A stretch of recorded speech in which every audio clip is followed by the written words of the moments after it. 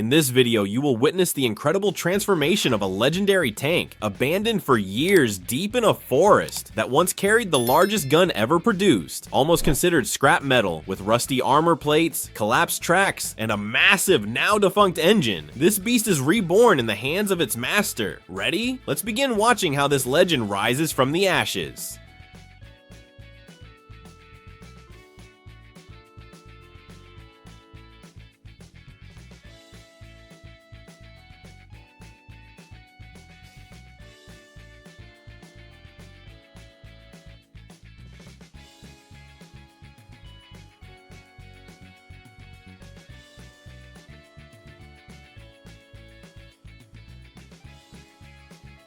This giant tank, left to rot in the forest for years, is finally brought to the garage. With its rusty hull, collapsed tracks, and a mobile cannon, it looks like a complete wreck, but for its owner, this is just the beginning. The moment the garage doors close, the rebirth of this legendary machine carrying the largest cannon in history begins.